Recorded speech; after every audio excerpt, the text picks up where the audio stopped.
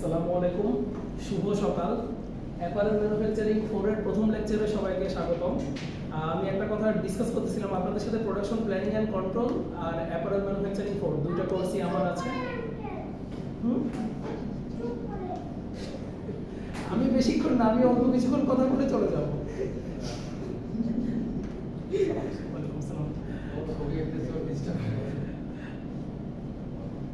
আচ্ছা, তো production planning and control আপনাদেরকে যে কোর্স আগে কোর্স কন্টেন্টটা দেখাই, প্রোডাকশন প্ল্যানিং এন্ড কন্ট্রোল এবং অ্যাপারেল ম্যানুফ্যাকচারিং এই দুই জায়গায় আপনারা তিনটা চ্যাপ্টার একদম সরাসরি মিল পাবেন। সেই তিনটা চ্যাপ্টার হচ্ছে, প্রথমটা যে introduction to production planning and control. Apparel, যদিও চ্যাপ্টারের নাম অ্যাপারেল ম্যানুফ্যাকচারিং ম্যানেজমেন্ট, কিন্তু এখানে পুরোটাই প্রোডাকশন প্ল্যানিং নিয়ে স্টাডি করা হয়েছে, ডিসকাস করা হয়েছে। আপনারা তো আমার প্রোডাকশন প্ল্যানিং এর ক্লাসটা পান নাই, মিস্টার রায়হান পাইছে সকালে। আপনাদের সাথে যখন ডিসকাস করবো আপনারাও দেখবেন প্রোডাকশন প্ল্যানিং এর কন্ট্রোলের ইন্ট্রোডাকশনটাই ফার্স্ট চ্যাপ্টারটা। তারপর হচ্ছে প্রোডাকশন সিস্টেম। এবার প্রোডাকশন সিস্টেম নিয়ে আমরা তো ডিপে যাবো। এই প্রোডাকশন সিস্টেম নিয়ে কি কারোর আইডিয়া আছে? Frank idea? Production system basically কয় ধরনের হতে পারে? বাল্ক প্রোডাকশন সিস্টেম অবশ্যই, মানে এটা বাল্কও হতে পারে, এটা সিঙ্গুলারও হতে পারে। প্রোডাকশন সিস্টেম নিয়ে আইডিয়া আছে কারোর? গেস করেন। এই যে আমরা যে টেক্সটাইল ইন্ডাস্ট্রি বা গার্মেন্টস ইন্ডাস্ট্রিতে যে আছি আমরা মোরলেস, বা আমরা পরিচিত, এখানে কিরকম প্রোডাকশনটা হয়? বা ফাস্ট ফ্যাশন যেটা, এটা আসলে কিরকম প্রোডাকশন? এই যে আপনার যে টি শার্টটা বা আপনার যে পোলো শার্টটা, আপনার টি শার্টটা, এমনকি শার্টও বাল্ক প্রোডাকশন হয় না? হ্যাঁ, তো এই স্যাম্পলের জন্য প্রোডাকশন হয়, তারপর হ্যাঁ স্যাম্পলের জন্য হয়, ঠিক আছে। ফ্যাব্রিকটা লে স্প্রেডিং করা হয়, হ্যাঁ, then ready to for marking. Marking করার পরে দেন এটা কাটিং করা হয়। কাটিং করে কাটিং এর উপরে কাট মার্ক দেওয়া হয়, যে নাম্বারিং করা হয় যাতে পোকা এটা। হ্যাঁ ঠিক আছে, মানে উনি এক্সপ্লেন করতে, আপনি যেটা এক্সপ্লেন করতেছেন যে প্রথমে লে হচ্ছে অনেকগুলো প্লাইয়ের সমষ্টি। 50টা প্লাই হতে পারে, 100টা প্লাই হতে পারে, 30টা হতে পারে, 70টা হতে পারে। ওইটা মার্কার প্ল্যান আগে করা হয় সফটওয়্যারে। সেই অনুযায়ী আমার যদি 10,000 পিস লাগে, আমার একটা অটোমেটিক ক্যালকুলেশন হয়ে যাবে। সেই ক্যালকুলেশন অনুযায়ী আপনার কয়টা মার্কার, ওইভাবে কিন্তু ইন্ডিভিজুয়াল মার্কারও প্রিন্ট করে নেয়, একটা লের জন্য একটা মার্কার। তো ওই প্লটার মেশিন দিয়ে করা হয়। তো ধরেন আপনার 10,000 পিস মিস্টার শামীম, হ্যাঁ মিস্টার শামীম যে পোলো শার্টটা পরে আছেন, ওইটা ধরেন 10,000 পিস অর্ডার আসছে। তো আমরা এবার প্রত্যেকটা মার্কারে গড়ে আমরা হিসাব করে দেখতেছি যে এক একটা মার্কার থেকে 40 পিস পোলো শার্ট বের করা পসিবল। তাহলে 40 পিস যদি 40 পিস না, আমি হিসাবের সুবিধার্থে 25 পিস ধরি। প্রত্যেকটা মার্কার থেকে যদি 25 পিস টি শার্ট বের করা পসিবল হয় প্রত্যেকটা প্লাই থেকে, তাহলে 4টা প্লাই থেকে আমি 100 পিস পাচ্ছি। 4টা প্লাই থেকে যদি আমি 100 পিস পাই, তাহলে 10,000 পাবো আমি কয়টা প্লাই থেকে? প্লাই মানে কি ওই লেগুলোর সমষ্টি? প্লাইয়ের সমষ্টি হচ্ছে লে, আমি ওটাই বলতেছি। প্লাইয়ের সমষ্টি হচ্ছে প্লাইয়ের সমষ্টি হচ্ছে লে, আর লের একক হচ্ছে প্লাই। 100টা প্লাই মিলে একটা লে। প্রত্যেকটা থান কাপড়কে একটা প্লাই, প্রত্যেকটা থানা একটা প্লাই। তো আপনার ধরেন একটা প্লাই থেকে 25 পিস পোলো শার্ট আসতেছে ওনার এই যে পোলো শার্টটা। এখানে 6টা কম্পোনেন্ট আছে যদি আমি ধরি, আর রিফেব্রিকগুলো তো আলাদা, সিঙ্গেল জার্সি আলাদা, জটিল ডিসকাশনে পড়ে যাই। তাহলে 25টা যদি একটা প্লাই থেকে আসে, 4টা প্লাই থেকে 100 পিস হচ্ছে, 4টা প্লাই থেকে 100 পিস হচ্ছে না? তাহলে 1000 পিস হবে 40টা প্লাই থেকে, আর 10,000 পিস হবে 400টা প্লাই থেকে। তো আমি ধরেন ঠিক করলাম যে এক লেতে আমি 100টা প্লাই দিব। এগুলো আমাদের বুঝার সুবিধার্থে লিখি। 25 পিস টি শার্ট হচ্ছে একটা প্লাই থেকে, তাহলে 100 পিস হচ্ছে 4টা প্লাই থেকে। তারপরে যদি 10,000 পিস আমি একবারে লিখে ফেলি, তাহলে এখানে হবে 400। আবার আমি এবার ঠিক করলাম যে আমি 70টা প্লাই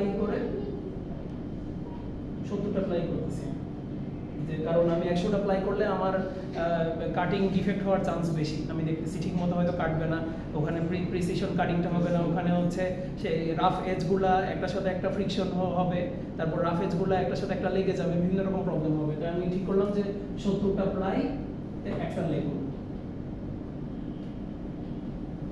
70টা প্লাইয়ে যদি একটা লে করি তাহলে আমার 400টা প্লাইয়ের জন্য টোটাল কিন্তু 8টা লে লাগবে, কারণ 7 8 56 সরি হিসাব করছি 6টা লে লাগবে, 5 7 35 6 7 42, মানে আমি টোটাল 420টা প্লাই কাটতে পারবো 6টা লে করলে। তো লাস্টের লেটা আমি ইয়ে করলাম, ধরেন 70টা করে করে হ্যাঁ রাইট, 5টাতে 70টা দিয়ে লাস্টেরটাতে 50টা দিলাম। ইন্ডাস্ট্রিতে এভাবেই করে।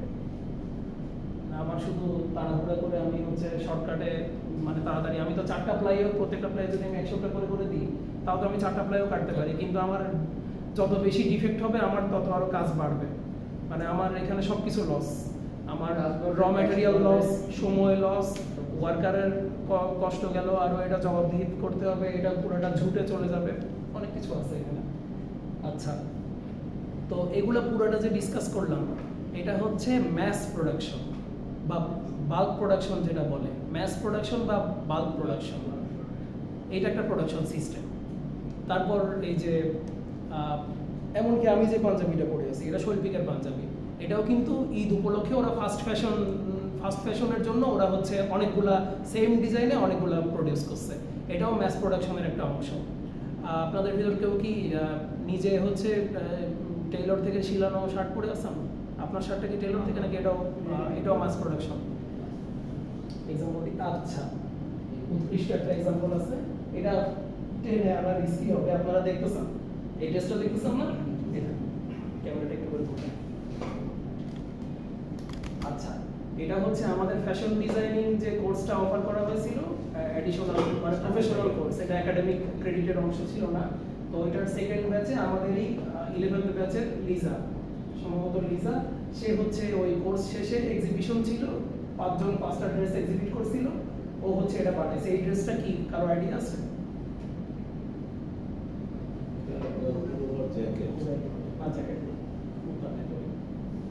আচ্ছা, আপনারা আমি ঘুরাচ্ছি না, এটা রিস্ক নিয়ে আপনারা এসে দেখতে পারেন চাইলে, বা ক্লাসে এসে দেখতে পারেন। এখানে হচ্ছে জিন্সের মানে যে জিন্সটা ব্যবহার হচ্ছে না সেরকম জিন্সের কাপড় ইউজ করছে, রিসাইকেল করছে। আর বাকি ফ্যাব্রিকটা মখমলের ফ্যাব্রিকটা ওটা আলাদা করে কেনা। এই কাপড়টা কি চেনা চেনা লাগতেছে? এটা তো অবশ্যই বাংলাদেশে কেউ পরে না, কোথাকার মানুষজন পরে, এটা কি কোনো আইডিয়া আছে? এটা জাপানি কিমোনো। এক্স্যাক্টলি, জাপানের ড্রেসটার নাম কি বললেন? কিমোনো। হ্যাঁ, কিমোনো, এটা হচ্ছে কিমোনো, জাপানিজ মানে ফিমেলদের ট্রেডিশনাল ড্রেস, তারা বিভিন্ন কালচারাল ফেস্টিভ্যালে এমনকি হাউস হোল্ডেও পরে কিমোনো।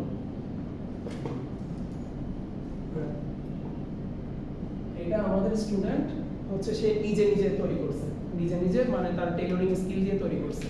তাহলে এইটা এরকম যারা হচ্ছে টেইলরে কাস্টমাইজ দিয়ে করে, এমনকি আর অল্প কিছুক্ষণ, ঠিক আছে, এরপর আমি চলে যাব। আচ্ছা, এই জাপানিজ কিমোনো বা ধরেন অনেকে পাঞ্জাবিতে হচ্ছে আলাদা এমব্রয়ডারি করায়, যেমন আমার নিজের কয়েকটা পাঞ্জাবি আছে আমি সব করে স্পেশাল এমব্রয়ডারি করাইছি, বা হচ্ছে ইয়েতে আড়ঙে যে সিমলেস ড্রেস পাওয়া যায়, সিমলেস মানে হচ্ছে সরি স্টিচলেস, সেলাই ছাড়া জাস্ট থান কাপড় ও বা ওই ইয়েতে ক্যাটালগের পাঞ্জাবিও পাওয়া যায়, ওগুলো আপনাদের কিনে কিন্তু ঠিকই টেইলরে দেওয়া লাগে। টেইলর আপনার জন্য একার জন্য তৈরি করতেছে জিনিসটা, তাই না? তো ওইটাকে কি বলে? ওটা হচ্ছে জব শপ, ওইটা কিন্তু আলাদা একটা প্রোডাকশন সিস্টেম। তারপরে এই যে থান কাপড় যেগুলা, ওই জব শপে আমরা যে থান কাপড়টা নিয়ে আলাদা করে সেলাই করতেছি, এই থান কাপড় যখন ডাই করা হচ্ছে, যেমন এখানে কিন্তু একটা ডাইভার্স স্পেকট্রামের মানুষ, মানে সবাই বিভিন্ন কালারের কাপড় আমরা পরে আছি, কারোর কালারে কিন্তু কারোর সাথে ম্যাচ করছে। আচ্ছা, এখানে যেমন হালকা একটা ভায়োলেট একটা কালারের শার্ট পরে আছে, তারপরে আমি পরে আছি হচ্ছে ক্রিম কালারের মাস্টার্ড ইয়েলো, স্পেসিফিক বলতে গেলে মাস্টার্ড ইয়েলো। তারপরে আপনি আছেন অরেঞ্জে, রেড, দুজন রেড আছে, রেডের ভিতরেও কিন্তু শেড আলাদা, একজনের শেড একটু ডিপ, একজনের শেড আপনারটা একটু লাইটার। তারপরে এখানে এটা কিন্তু প্রিন্ট, আপনার ওটা হচ্ছে না পিছনে এই এটা হচ্ছে ইয়ে প্রিন্ট, সাবলিমেশন প্রিন্ট তো করে পোষাইতে পারবে না যদি এই শার্টের কাপড়ে সাবলিমেশন করে। এটা হচ্ছে ইয়ে প্রিন্ট বলে, ওই যে বেডশিটের কাপড়ে যে roller screen print, rotary rotary right, rotary বা রোলারও বলে আর কি, রোটারি স্ক্রিন প্রিন্ট। তারপরে তো এইগুলা প্রিন্টের কথা বাদ দিয়ে ডাইয়ের কথা যদি বলি, যে লাল রঙের কাপড় ডাই করা হচ্ছে, সাদা রঙের কাপড় ডাই করা হচ্ছে, ইয়েলো রঙের কাপড় ডাই করা হচ্ছে, এই ডাইটা ব্যাচ প্রোডাকশন। এটা কিন্তু ব্যাচ আকারে ডাইং ইন্ডাস্ট্রিতে ব্যাচ আকারে বের হয় না, যে আমি 1 টন 1000 কেজি ডাই করলাম, আমি 1200 কেজি ডাই করলাম, ওখানে আমার আমার অর্ডার আছে হচ্ছে 10 টন করে দিতে হবে, তো আমি হচ্ছে 1 টন করে 10 বার করলাম, ওটা হচ্ছে ব্যাচ প্রোডাকশন সিস্টেম। আর নতুন যেটা আছে এখন, যেটা চলে স্পেশালি অটোমোবাইলের ক্ষেত্রে, অটোমোবাইল মানে গাড়ি আর কি, গাড়ির ক্ষেত্রে এবং ইলেকট্রনিক ডিভাইসের ক্ষেত্রে, এটা ল্যাপটপ হতে পারে, এটা সেলফোন হতে পারে, মানে বাইরের দেশে তো আর মাস প্রোডাকশনের প্লান্টগুলো ওরা রাখে না বেশি, কারণ এটা একটা লিমিটেড প্রফিট হয়। এমনকি আইফোনও ওরা হচ্ছে ইন্ডিয়ায় এখন আইফোনের আনছে, ম্যানুফ্যাকচারিং প্লান্ট আনছে, চাইনাতে তো আগে থেকেই ছিল, ওরা ওগুলোও নিজের দেশে আর করতেছে না স্পেসিফিক জিনিসপত্র ছাড়া। তো ওরা কাস্টমাইজ জিনিস তৈরি করে, আপনাকে অপশন দিবে, আপনি হচ্ছে যদি সরাসরি টয়োটাতে যান বা সরাসরি হচ্ছে ভলক্সওয়াগনে যান, সরাসরি আপনি অডিতে যান বা ল্যাম্বরগিনি, ফারারি, স্পোর্টস কার যে ব্র্যান্ডগুলো আছে ওদের কাছে যান, ওরা আপনাকে অপশন দিবে যে আপনি কি, আমার তো আসলে গাড়ি নিয়ে অত বেশি আইডিয়া নাই, যে আপনার ইঞ্জিনের হর্স পাওয়ার আপনি কিরকম চাচ্ছেন, এটা কি রেস কার হবে নাকি এইটা আপনি বেশি মাইলেজ চান, যে এটা আপনি বেশি দিন ধরে ইউজ করবেন, মাইলেজ বলে নাকি বলে, আমার আসলে অত ডিপ আইডিয়া নাই। কিন্তু অটোমোবাইল সেক্টর আর ইলেকট্রনিক্স সেক্টর, এখানে আপনি কাস্টমাইজ করে আপনার জন্য জিনিস বানিয়ে নিতে পারেন। যেমন আমাদের কলেজে হচ্ছে সবাইকে ট্যাবলেট করছিল, স্টুডেন্টদের জন্য ট্যাবলেট প্রোভাইড করা হয়েছিল কলেজের খরচে। এখন ঢাকারও বিভিন্ন ডিজিটাল প্রতিষ্ঠান যারা নিজেদেরকে 100% ডিজিটাল দাবি করে, তারা কিন্তু নিজের থেকে ল্যাপটপ বা এরকম ট্যাবলেট মতো কিন্ডেলের মতো তারা নিজের থেকে প্রোভাইড করে। তো তারা কি করে, তারা নিজেরা কাস্টমাইজ অর্ডার করে এই মডেলটা বাজারে, এটার ক্যামেরা আছে হচ্ছে 108 মেগাপিক্সেল আর ফ্রন্ট ক্যামেরা হচ্ছে 16 মেগাপিক্সেল।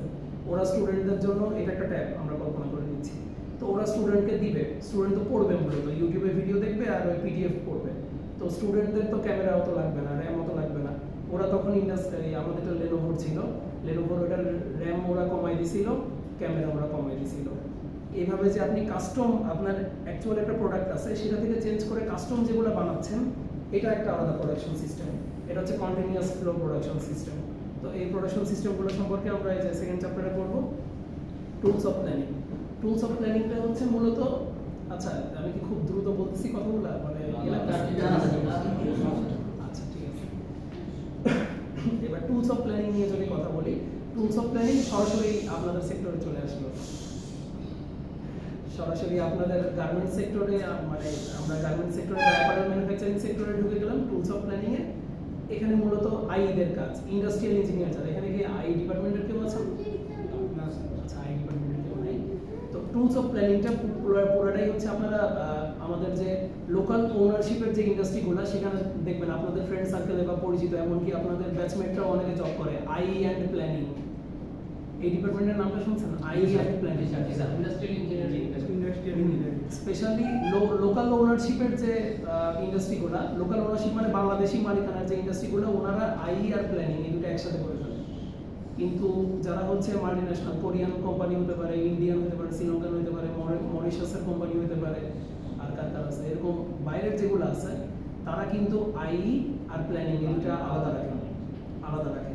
তো এই টুলস অফ প্ল্যানিং এখানে আই আর প্ল্যানিং ডিপার্টমেন্টের কাজগুলো কিছু কিছু জায়গায় ওভারল্যাপ করে, কিন্তু ফান্ডামেন্টালি কাজগুলো ডিফারেন্ট। ওগুলো নিয়ে যদি এখন একটু কথা বলতে চাই,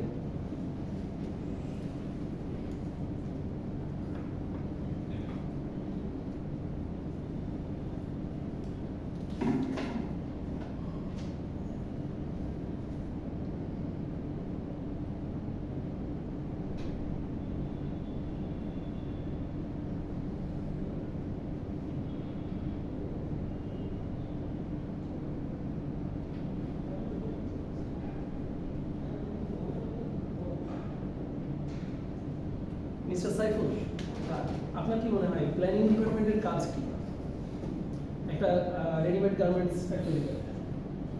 প্ল্যানিং ডিপার্টমেন্টের কাজ হচ্ছে যে ওরা মানে কি প্রোডাকশনটা যে করবে সেই প্রোডাকশনটা কত সময় করবে, কতগুলো করবে, এটা একটা প্ল্যান করে। এবং এই বছরে ওরা কি কি প্রোডাকশন করবে, মার্চেন্টাইজার তার ইয়ে এনে দেবে, বায়ার এনে দেবে যে এই হবে, তখন এই অনুযায়ী প্ল্যানিং মিশন প্ল্যান করবে যে না আমরা এই প্রোডাক্টগুলো কত ওদের যে লিড টাইম অনুযায়ী কত সময় ধরে কত ইয়ে হবে সেটা করবে। এটা করবে প্লাস ওরা আবার কিছু কস্টিংও করে থাকে, কস্টিং করবে যে প্ল্যানিং ডিপার্টমেন্ট। হ্যাঁ, প্ল্যানিং ডিপার্টমেন্ট কস্টিং আচ্ছা, করতেই পারে। মূলত ওদের যে কাজটা সেটা হচ্ছে যে এই যে বায়ার থেকে যে অর্ডারগুলো নিয়ে আসলো এই অর্ডারগুলো কিভাবে ফটোরে কত সময় ধরে চলবে, কোনটা আগে ডেলিভারি হবে বা কোনটা আগে প্রোডাকশন হবে না পরে প্রোডাকশন হবে, এটা production planning department. Mister Saiful যা বললো মোটামুটি এটাই হচ্ছে প্ল্যানিং ডিপার্টমেন্টের কাজ, কিন্তু আমি আরেকবার একটু বোঝার সুবিধার্থে আমি আরেকবার রিপিট করতেছি। ইন্ডাস্ট্রিতে যখন অর্ডারগুলো চলে বা অর্ডারগুলো আসে, ওগুলো হচ্ছে বিভিন্ন স্টাইল নাম্বার বা কোড নাম্বার ধরে আসে। তো মেইন যে কোডের প্রথম যে ডিজিটগুলো থাকে ওটা হচ্ছে ইন্ডাস্ট্রিতে মূলত ওয়েদার সিজন ওয়াইজ অর্ডার আসে, স্প্রিং, সামার, অটাম, উইন্টার। মূলত এই চারটা সিজন ধরেই হচ্ছে অর্ডারগুলো আসে, যেগুলো হচ্ছে গরমকালের পোশাক বা যেগুলো হচ্ছে হালকা পোশাক, সেগুলো হচ্ছে স্প্রিং সামারে চলে আর কি। আর এই টাইমে বাংলাদেশে একটু বেশি থাকে, কাজের চাপ বেশি থাকে। স্পেশালি এখন মনে করেন এই যে আপনারা যারা পার্সেন আসতেছেন, আপনাদের অনেক ব্যাচমেটরাই আসতে পারতেছে না, কুরবানির ঈদের আগ পর্যন্ত প্রতি শুক্রবার তাদের ডিউটি চলবে। কারণ এই স্প্রিং সামারের যেগুলো হচ্ছে T shirt, polo shirt, trouser, তারপরে হচ্ছে টপ আইটেম যেগুলো বলেন, তারপর বটম আইটেম যেগুলো বলেন, পাতলা কাপড়ের হালকা জিএসএম এর নিট আইটেম যেগুলো, এগুলো বেশি চলে। আর অটাম উইন্টারে হেভি আইটেমগুলো চলে, জ্যাকেট, ভেস্ট, পুলোভার, সোয়েটার, ভারী যেসব কাপড় আছে বেশি জিএসএম এর, ওভেন আইটেম, নিট আইটেম বোধ। তো এই স্প্রিং সামারের প্রথমে যে অর্ডারটা আসলো, উনি তো বললো যে একটা লিড টাইম আছে। এই লিড টাইমটা হচ্ছে সচরাচর 120 দিন হয়, আবার কিছু ইন্ডাস্ট্রিতে তারা 90 দিনও লিড টাইম, ইন্ডাস্ট্রিতে না, ওটা বায়ার ওয়াইজ 90 দিনও কাউন্ট করে। তো ওই লিড টাইম অনুযায়ী প্ল্যানিং ডিপার্টমেন্ট অলরেডি জানে যে আগামী সামনে অ্যাটলিস্ট 6 মাস পর্যন্ত, কারণ প্রত্যেকটা ইন্ডাস্ট্রিরই তো কিছু ফিক্সড বায়ার আছে। যেমন আমি সাউথ ইস্টে যেখানে মার্চেন্ডাইজিংয়ে ছিলাম, ওদের ফিক্সড বায়ার ছিল হচ্ছে সেন্সবারি, টেস্কো আর হচ্ছে H&M। তো ওদের তো অলরেডি অর্ডার ফিক্স কিছু আছে, যে স্প্রিং সামারে ধরেন 3 যেমন সেন্সবারিতে ছিল হচ্ছে 3 থেকে 12 ইয়ার পর্যন্ত তাদের নিট আইটেম ছিল, আর টি শার্ট, পোলো শার্ট, বাচ্চাদের হ্যাট, তারপরে হচ্ছে ক্যাপও ছিল, H&M এর ক্যাপ ছিল, বেসবল ক্যাপ। মানে এখন বেসবল সিজন চলতেছে, season wise Halloween season wise কিছু অর্ডার আসে, বেসবল যখন বেসবল গেম চলে বেসবলের সিজন ওয়াইজ কিছু আসে। এমনকি আপনাদের স্টুডেন্টরাই আমাকে বলেছিল যে সে মার্চেন্ডাইজার, তার মেইন প্রোডাক্ট হচ্ছে হ্যাট, সে ওই হ্যাটের অর্ডারগুলো মেনটেন করে, ম্যানেজ করে। ওকে, তো প্ল্যানিং এর কাজ হচ্ছে মূলত এটা প্ল্যান করার পর আমি হচ্ছে তো ইন্ডিয়ান ওনারশিপের ফ্যাক্টরিতেও ছিলাম, আবার বাংলাদেশি ওনারশিপের ফ্যাক্টরিতেও ছিলাম। বাংলাদেশি ওনারশিপে আই অ্যান্ড প্ল্যানিং একসাথে কাজ করে, মানে যেটা হচ্ছে কস্টিং আই, তারা হচ্ছে অফিস বেসড আই আর কি, যারা অফিস আই বলে তারা প্ল্যানিং ওই একই সাথে বসে একই রুমে ওই কস্টিংরা হিসাব করে দেয়, আর প্ল্যানিংরা হচ্ছে ওটার এক্সিকিউটিভ। এখানে ধরেন আপনারা 4টা লাইন আছে সুইং লাইন। 1 নাম্বার লাইনে 1 এপ্রিলে কি ঢুকবে সেটা 20 এপ্রিল পর্যন্ত চলবে, তারপর 21 এপ্রিলে কি ঢুকবে 10 মে পর্যন্ত চলবে, আবার 11 মেতে কি ঢুকবে, তারপরে 30 মে পর্যন্ত চলবে। এটা প্ল্যানিংরা সেট করে দেয়। আর তারপর কস্টিং আইরা ওইটার প্রাইস ফিক্স করে দেয়, বা ওইটার এসএমপি ফিক্স করে দেয় যে এটার এসএমপি হবে হচ্ছে, যেমন ওনার এই পোলো টি শার্টটা এটার এসএমপি হয়তো 6.5 হবে। আপনার যে নিট টি শার্টটা, পোলো শার্ট আর নিট টি শার্টটার এসএমপি হয়তো হবে হচ্ছে 4.5, এটা 6.5, ওইটা 4.5। তো দুইটা ডিফারেন্ট। এই লাইনে হয়তো ওয়ার্কাররা পোলো শার্ট করতে অভ্যস্ত, তারা পোলো শার্টই করবে। এই লাইনে প্ল্যানিং ডিপার্টমেন্ট খেয়াল রাখবে যে পাস্টে কোন অর্ডার হয়েছে, যে পোলো শার্ট যে জায়গায় হয়েছে এখানে শুধু পোলো শার্টই থাকবে, যেখানে টি শার্ট করে অভ্যস্ত ওরা, ওখানে ওরা কলারের এক্সট্রা কাজটা দিবে না। কলার ছাড়া নতুন ওয়ার্কার যারা অত বেশি এক্সপার্ট না, তাদেরকে ওই টি শার্টের লাইনে দিয়ে প্ল্যানিংটা ওভাবে চলতে থাকবে। এই গেল প্ল্যানিং এর কাজ। আর আমার ইন্ডাস্ট্রিতে আইরা প্ল্যানিং আলাদা ছিল। আমার ইন্ডাস্ট্রিতে প্ল্যানিং এরই দায়িত্ব ছিল যে শুরু থেকে শেষ পর্যন্ত আমি যে প্ল্যানটা করে দিলাম ওরা ঠিকমতো ওই প্ল্যানটা করতেছে কিনা, এক্সিকিউট করতেছে কিনা, এটা ফলো আপ করার দায়িত্ব প্ল্যানিং ডিপার্টমেন্টের ছিল। আর লোকাল ওনারশিপের ফ্যাক্টরিগুলোতে এটা মার্চেন্ডাইজারের দায়িত্ব পড়ে যায়। প্রোডাকশন মার্চেন্ডাইজার যে একজন তো স্যাম্পল ডেভেলপমেন্টের এসডি বা পিডি মার্চেন্ডাইজার, প্রোডাক্ট ডেভেলপমেন্ট, আরেকজন হচ্ছে প্রোডাকশন মার্চেন্ডাইজার। ওইটার দায়িত্ব তখন পড়তো প্রোডাকশন মার্চেন্ডাইজারের ফলো আপ করার ব্যাপারটা। আচ্ছা, তো প্ল্যানিং ডিপার্টমেন্ট নিয়ে বললাম। আর কস্টিং আইয়ের কাজ হচ্ছে এসএলপি ফিক্স করে দেওয়া। নতুন কোনো স্টাইল আসলে বা স্টাইল যদি রিভিশন করতে বলে বায়ার যে আমার এখন এখানে একটা নতুন সেলাই হবে, এখানে হচ্ছে একটা নতুন এমবেলিশমেন্ট আমি যোগ করবো বা নতুন একটা অ্যাপ্লিক যোগ করবো, একটা বেবি মানে বাচ্চা যে চাইল্ড গার্লস আইটেমে নতুন একটা অ্যাপ্লিক আসছে, সেটার জন্য আমার রিভাইজ করতে হবে এসএমবিটা। ওই বাচ্চার ড্রেসটা ধরেন 4 মিনিটে হয়ে যাচ্ছিল, এখন এই নতুন ড্রেস এটার কারণে 4.15 হলো। তো এই রিভাইজ করার দায়িত্বটা কস্টিং আইয়ের পড়ে, এবং ওইটাই কতটুকু থ্রেড কনজাম্পশন হবে। আপনারা এখানে থ্রেড কনজাম্পশন, ওই জিনিসটা তো স্যার এসএমবি থ্রেড কনজাম্পশন কিন্তু আপনাদের অ্যাপারেল 2 তে হয়ে গেছে। Standard minute value, standard minute value, এটাকে আবার এসএএমও বলে, স্ট্যান্ডার্ড অ্যালোকেটেড মিনিট। এটা হচ্ছে, আচ্ছা এসএমবি নিয়ে কথা বলতেছি বিশেষ করে। এসএমবিটা ফিক্স করে দেয় কস্টিং আই। আর হচ্ছে থ্রেড কনজাম্পশন, আমার এই যে যেমন আপনারা এই ল্যাবে আছেন, এই ল্যাবে আগে আপনারা ক্লাস করেন নাই বলতেছেন, এখানে কি কি মেশিন আছে বলতে পারবেন? কয় টাইপের মেশিন আছে বলতে পারবেন?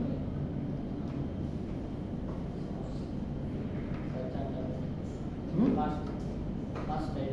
5 টাইপের। আর অন্য কেউ কিছু গেস করবেন?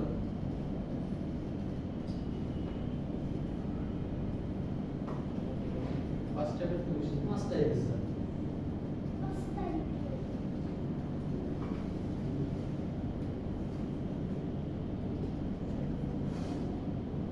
তাহলে চারটায়। আচ্ছা, আপনি যেহেতু শুরুতে 5 টাইপ বলছিলেন, 4 টাইপ কি একটু বলেন?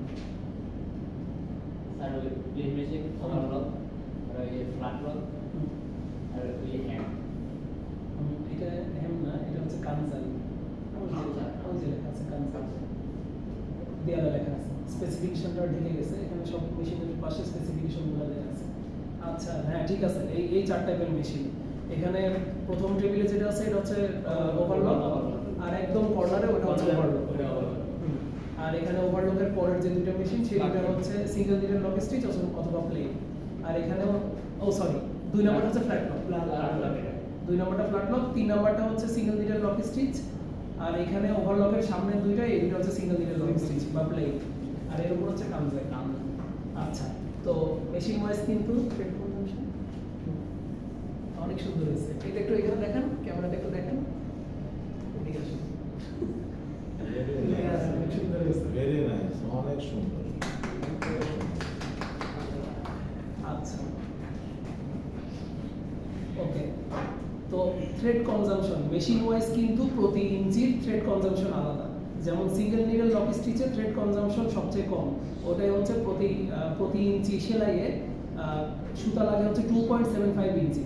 এগুলো কিছু ফিক্সড ডাটা আছে। যেমন ওভারলকে প্রতি 1 ইঞ্চি সেলাইয়ে থ্রেড কনজাম্পশন লাগে হচ্ছে ওভারলকের ভিতরে কিন্তু পার্থক্য আছে, একটা হচ্ছে 3 থ্রেড ওভারলক, একটা হচ্ছে 4 থ্রেড ওভারলক। আবার আরেক জায়গায় জিগজ্যাগ দেওয়া যায়, সেখানে 5 থ্রেড ওভারলক পসিবল। আমাদের এখানে মনে হয় ওই মেশিন নাই।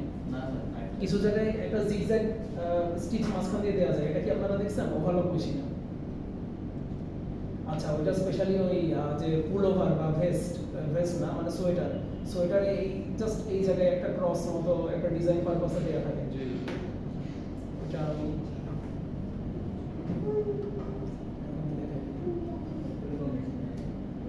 তো এটা সেলাই ভেদে আপনার একটা ফিক্সড অ্যামাউন্ট আছে। এই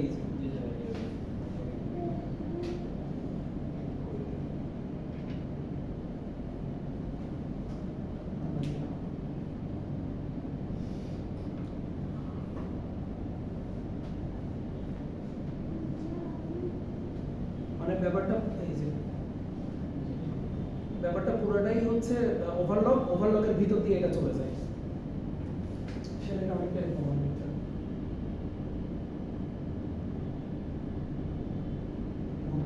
আমি এক্সাক্ট ছবিটা বের করে আপনাদেরকে আরেকদিন দেখাবো। আমি মনে হয় আঁকাটাও একটু ভুল হতে পারে। আচ্ছা, তো কস্টিং আয়ের কাজ কি? কস্টিং আয়ের কাজ হচ্ছে থ্রেড কনজাম্পশন বের করা। কোন মেশিনে কতটুকু প্রতি ইঞ্চিতে কোন মেশিনে কতটুকু থ্রেড কনজাম্পশন হয়, ওইটা একটা কনস্ট্যান্ট ভ্যালু আছে। তো তাকে জাস্ট ক্যালকুলেশন করে বের করতে হয় যে আমার এই কাপড়ের সেলাইয়ের জন্য এই কাপড়ে আমার শোল্ডার জয়েন্টে কয় ইঞ্চি ওভারলক সেলাই হচ্ছে, আমার স্লিভ এট আছে কয় ইঞ্চি, সাইজ ভেদেও ভ্যারি করে। যে এক্সেলের একটা আইটেমে আমার স্লিভ এট আছে থ্রেড কনজাম্পশন একরকম হবে, এম সাইজে ডিফারেন্ট হবে। এগুলো টোটালটার কাজ কস্টিং আই করে। আর তারপরে ফ্লোরাইয়ের কাজ হচ্ছে পুরোটা এক্সিকিউট করা, যে তাকে যেই জিনিসটা দেওয়া হয়েছে সে এই লাইনটা পুরোটা দেখবে। যেমন এই যে এখানে আপনারা দেখবেন ওয়ার্ক মেজারমেন্ট, ফ্লোরাইয়ের কাজই মূলত এগুলো। ওয়ার্ক মেজারমেন্ট হচ্ছে সে প্রথমে কাজগুলো ভাগ করবে। অপারেশন ব্রেকডাউন যেটা আর কি, অপারেশন ব্রেকডাউন নিয়ে আইডিয়া আছে আপনাদের? কি অপারেশন ব্রেকডাউন আইডিয়া আছে? অপারেশন যে ব্রেকডাউন আমরা অপারেশন এই টি-শার্টটা আমরা কোন পার্টটা কখন করব? আপনি কি এমনি টি-শার্টের অপারেশন ব্রেকডাউনটা বলতে পারবেন?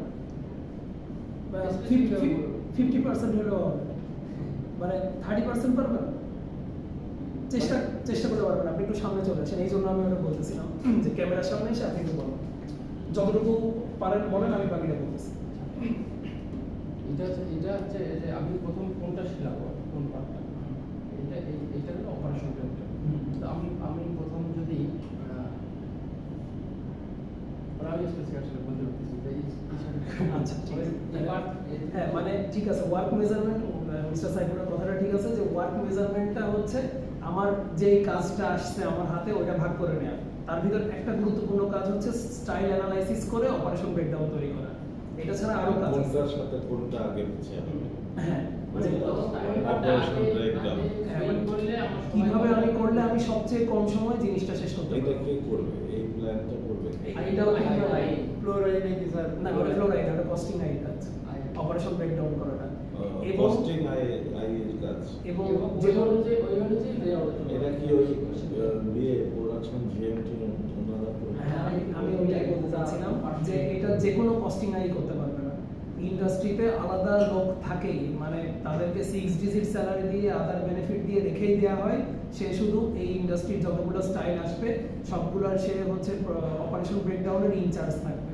কোনো একটা যদি এসএমভি রিভাইজ করা লাগে, যেমন আপনাদেরকে এক্সাম্পল দিয়ে বলি, একদম প্র্যাকটিক্যাল একটা জিনিস, টেস্কো বেবি বডি স্যুট। আপনাদের সাথে আমি আসলে ইয়ারের ক্লাস নিতাম, তো আপনাদের সাথে এগুলো ডিসকাস করা হয়। আমি রেগুলার ব্যাচে এগুলো নিয়ে অনেক ডিসকাস করতে পারছি। আমার নিজের ইন্ডাস্ট্রিতে মজার বিষয় হচ্ছে আমি তো পরের মিলে তো আমি ছিলাম আই এক্সিকিউটিভ হিসেবে। তো ওখানে সরাসরি আমি মানে ফ্লোরাইড রোলগুলো পালন করছি। এই টেস্কোর যে বডি স্যুটটা রোডো, এই যে দেখছেন একটা বাচ্চার বডি স্যুট, $37 দাম। আচ্ছা, এই বডি স্যুটটা ওটা এক্স্যাক্টলি টেস্ট করছিল নাকি জর্জেট ছিল বলতে পারবো না, কিন্তু এই বডি স্যুটটার এসএমভি ছিল 3.12। এসএমভি 3.12 মানে বলতে পারবেন মিস্টার শপথ? মিস্টার সাইফুল বলতে পারবেন 3.12 এসএমভি মানে? এটা হচ্ছে স্ট্যান্ডার্ড মিনিট। হ্যাঁ, 3.12 বলতে কি বোঝায়? মানে একটা টি-শার্ট তৈরি করতে এই বলে এই সময় 3.12 মিনিট। এই বডি স্যুটটা তৈরি করতে 3.12 মিনিট লাগবে। এটা যদি সেকেন্ডে রূপান্তর করতে চাই তাহলে 3.12 কে ইয়ে দিয়ে গুণ করতে হবে, 180 সেকেন্ড। 180 সেকেন্ডের সাথে এটা 10 ভাগের 1 করতে হলে 187 বা 88 সেকেন্ড হবে। তো এইটাকে রিভাইজ করা হয়েছিল। আমি মানে আমার লাইনে ইনচার্জ থাকা অবস্থাতে আমি তো একটা ব্রিগেডের দায়িত্বে ছিলাম, মেঘনা ব্রিগেড। ওখানে 405টা লাইন ছিল, প্রতি লাইনে 40 জন, 200 জনের লাইবল ছিলাম আমি। তো ওখানে লাস্টে ইয়ে করা হয়েছিল 3.12 থেকে ওইটা তারা রিভাইজ করে 2.94 করে দিয়েছিল। কারণ দেখতেছে যে লেভেলের যে লেভেলের অপারেশনটা তারা মিনিমাইজ করে ফেলছিল, যে লেভেল আমরা আলাদা করে প্লেন মেশিনে সেলাই করব না, লেভেলটা আমরা ওভারলক করার সময় ওভারলক যে করবে সে বোথ সাইড ওভারলক করবে, সে ওই জায়গায় লেভেলটা দিয়ে ওভারলক সেলাইটা করে দিবে। এটাকে অপারেশন করে হ্যাঁ, অপারেশন কমে গেল এবং আপনারা চিন্তা করেন এটা তখন ওয়ার্কারের যে টোটাল মিনিট, ওয়ার্কারের ক্যাপাসিটি সব কিছু চেঞ্জ হয়ে যাবে। ব্যাপারটা এমন না যে আমরা ওয়ার্কারকে জুলুম করতেছি, ওয়ার্কারকে আমরা শিখাচ্ছি যে তুমি এটা এইভাবে করার দরকার নেই, এটা আমরা ওইভাবে করে, যেহেতু আমি বায়ার থেকে অ্যাপ্রুভাল নিয়ে নিছি, বায়ার তো অত দেখবে না যে আমি কি সিঙ্গেল নিডল করে তারপরে ওভারলক করতেছি নাকি ডাইরেক্ট ওভারলক করতেছি। তাও আমরা বায়ারকে এগুলো অবশ্যই মার্চেন্ডাইজারের থ্রুতে এগুলো ইনফর্ম হয়। তো তো এইটা কোম্পানির কিন্তু আপনি অনেক কিছু সেভ করে দিচ্ছেন। আর এগুলোর জন্য বড় বড় মানে দুই একজন থাকে যারা এগুলো বুঝে, এই জন্য আপনি যত বেশি গার্মেন্ট বুঝবেন, যত বেশি স্টাইল বুঝবেন, অনেক সুন্দর।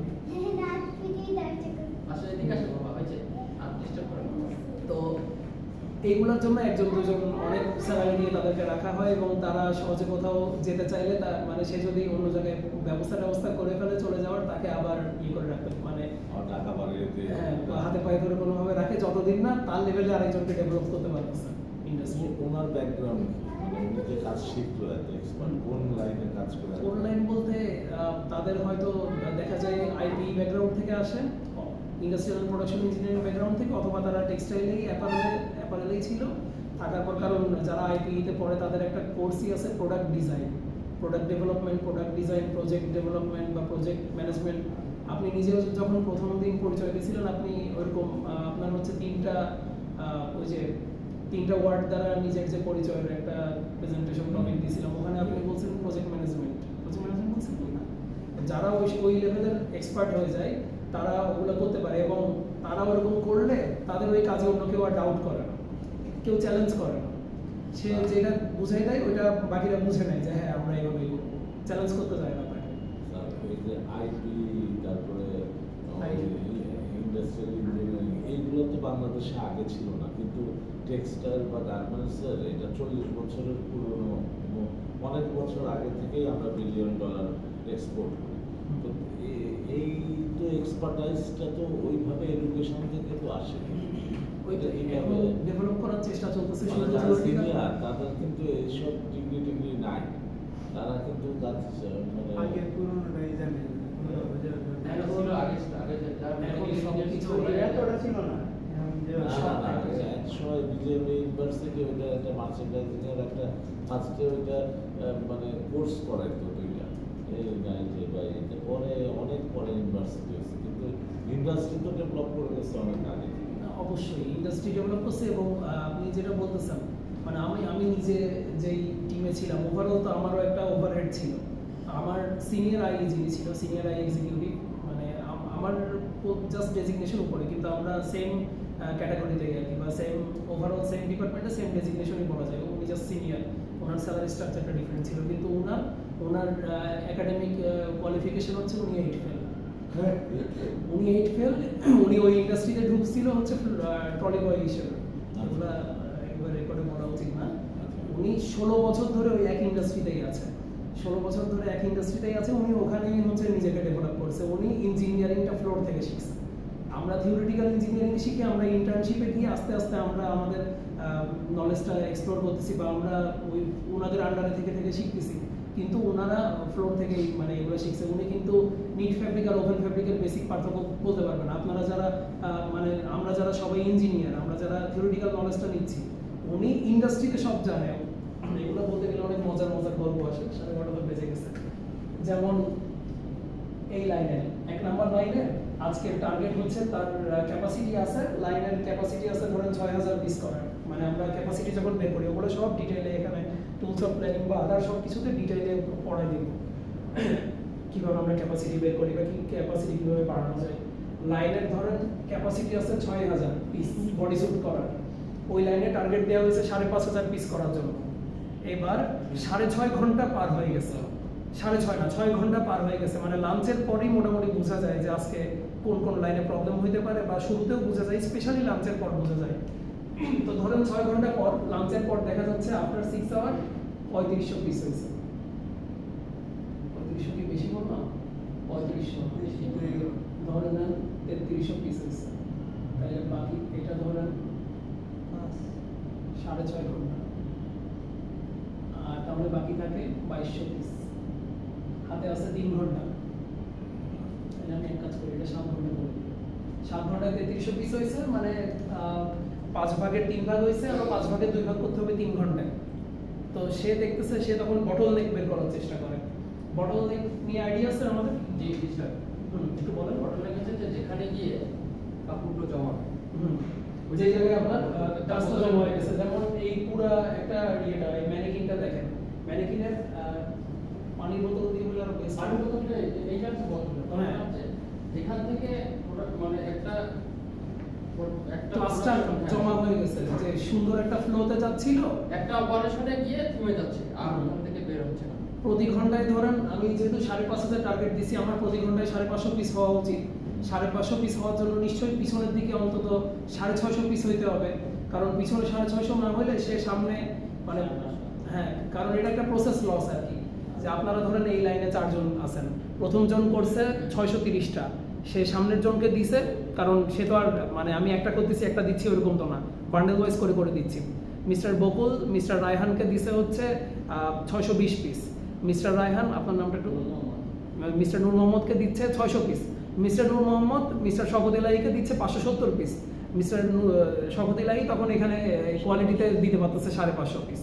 ব্যাপারটা বুঝতে পারছেন? এখানেও কিন্তু আমি 5,500 টার্গেট দিছি, মানে ওই পিছনের জন 550 করলে হবে না, তারে আরো বেশি করতে হবে। আরো বেশি মানে ফিনিশিং পয়েন্টে 550। তো ওই আমার সিনিয়রের গল্প বলতেছিলাম, 7 ঘন্টায় 3300 পিস হয়েছে, এখনো 2200 পিস 3 ঘন্টায় বাকি। লাস্টে আরো অন্যান্য কাজ থাকে, 3 ঘন্টা 100% প্রোডাকশন পাওয়াও যায় না। তো ওনার যে জিনিয়াসটা কোন জায়গায়, উনি জানে কিভাবে প্রোডাকশনটা অ্যাচিভ করে নিতে হয়, এবং উনি ওটা করতো। এই জন্য ওনার আলাদা একটা কদর ছিল সব জায়গায়।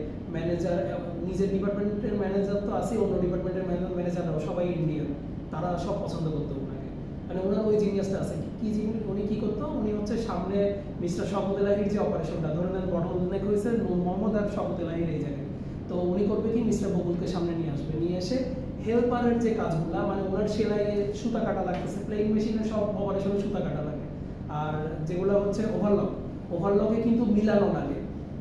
যেমন আপনার এই যে স্লিপ অ্যাটাচ চিন্তা করেন, আমার যদি এই জায়গাটা আমি ভালো মতো মিলাই টিলাই না ধরে না করি, আমার কিন্তু এখানে আপ ডাউন ফল্ট হয়ে যাবে, এই জায়গায় কিন্তু মিলবে না, এটা রিজেকশনে পড়ে যাবে।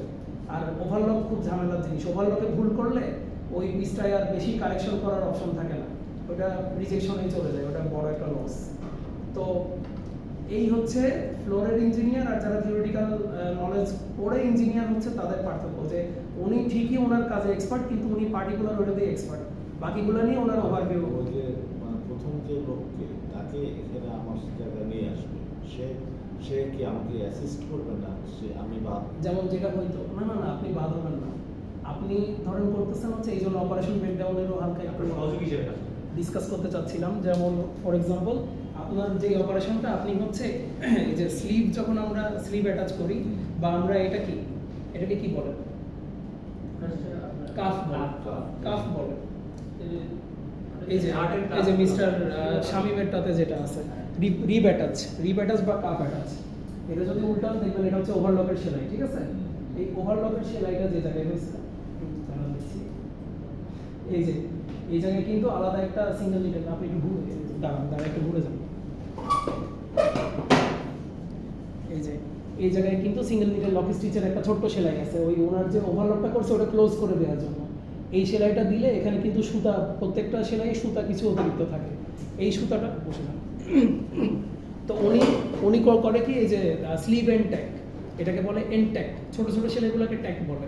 উনি ওই স্লিভ এন্ড ট্যাগ দিচ্ছে আর ওই জায়গায় সুতা কাটতে গিয়ে ওনার এফিসিয়েন্সি লো হয়ে যাচ্ছে।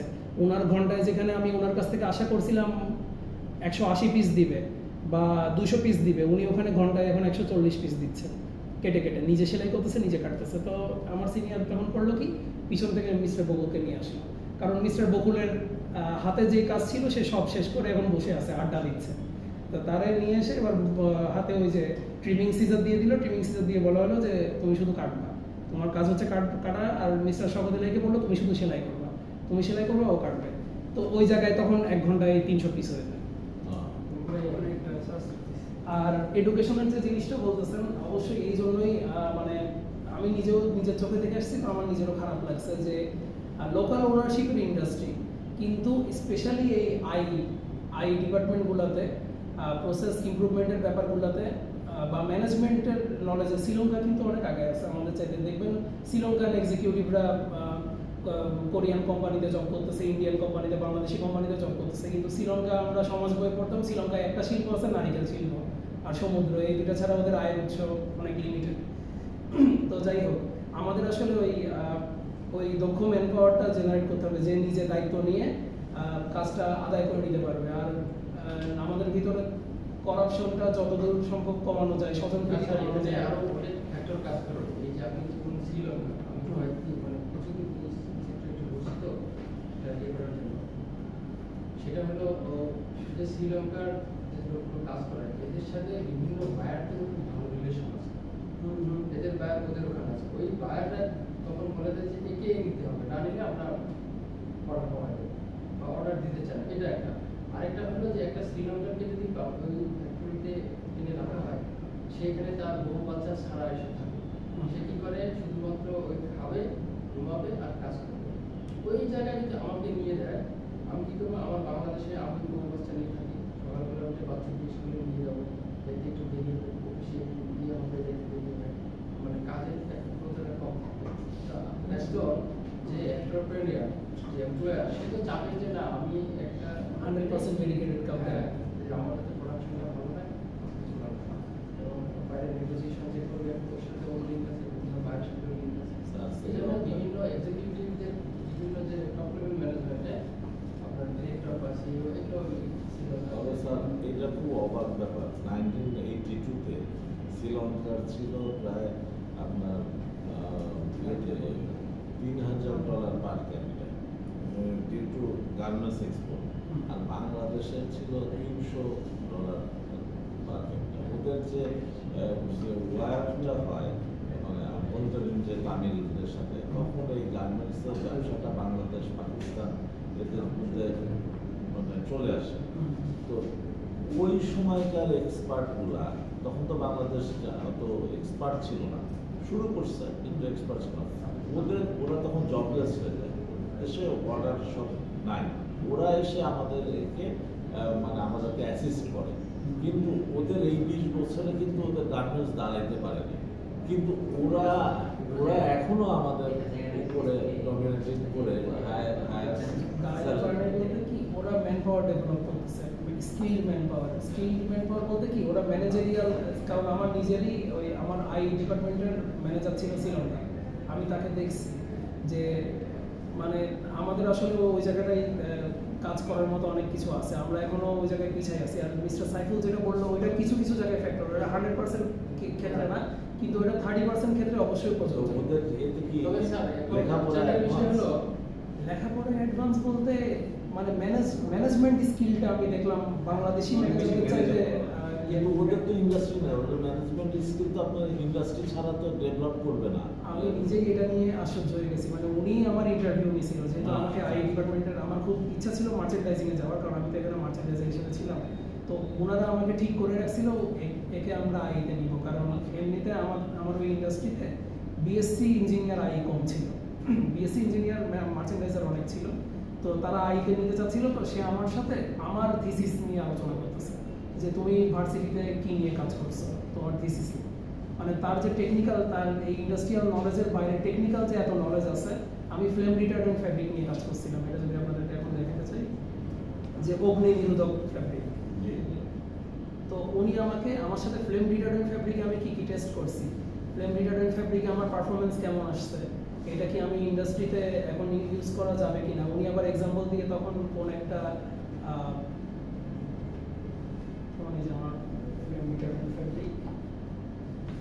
যখন একটা ফ্যাব্রিক ফ্লেম রিটার্ডেন্ট হবে, ফ্যাব্রিক কিন্তু নিজে ধ্বংস হয়ে যাবে, কিন্তু ওখানে একটা কার্বনের আস্তরণ পড়বে, কার্বনেশন বলে আর কি, কার্বন ফর্মেশন।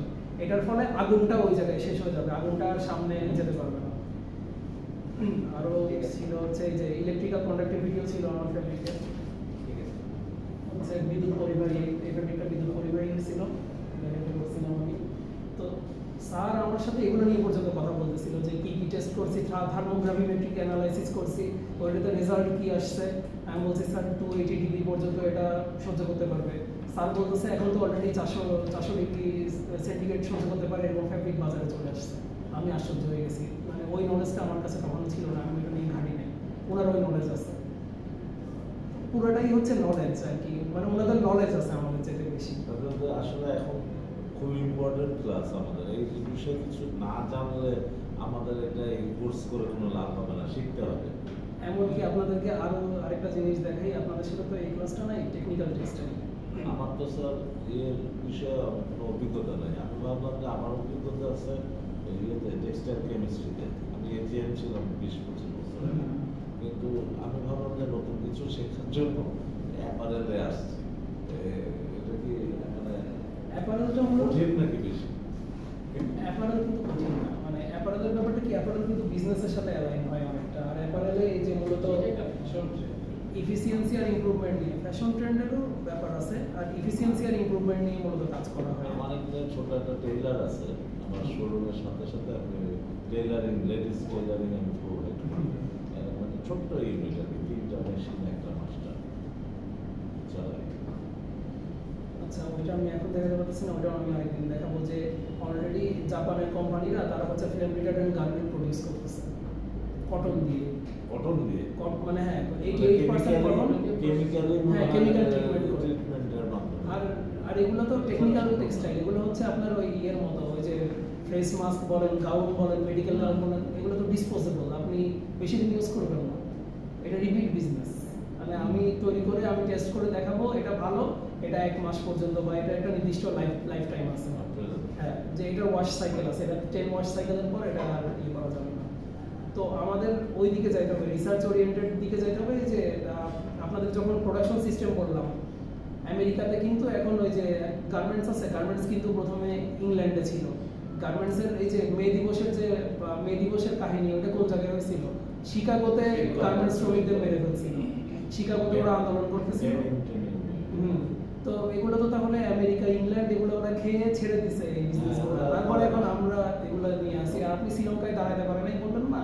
শ্রীলঙ্কাতে নিশ্চয়ই এটাও আপনাদের সাথে ডিসকাস করবো যে আমার আরেকটা ব্যাপার। বা ওদের ওই ক্লোথিং টেকনোলজির উপরে অনেক মানে ইনস্টিটিউশন ডেভেলপ করছে, যেটা আমাদের হয়তো এতটা করে নাই। ওই তো ওরা ওই যে স্কিলড ম্যান পাওয়ার বানাচ্ছে, ম্যানপাওয়ার তৈরি করতেছে তারা। ওই ইয়েতে এডুকেশন সেক্টরে তারা এমফাসাইজ বাড়াইছে।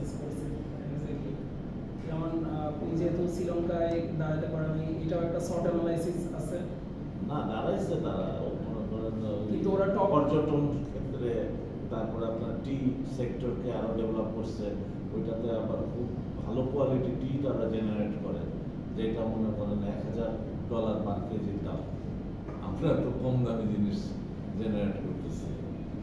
এই যে এখানে হচ্ছে বাংলাদেশ, চায়না, ইন্ডিয়া, ভিয়েতনাম, এই 4টা দেশের গার্মেন্টস ইন্ডাস্ট্রির শর্ট অ্যানালাইসিস করছিলাম। এখানে মনে করেন বাংলাদেশের পক্ষে সবচেয়ে যে জিনিসটা কাজ করছিল এটা হচ্ছে এই যে নিম্ন মজুরিতে যে কাজ করে আর ফিমেল ওয়ার্কার কাজ করে, এই যে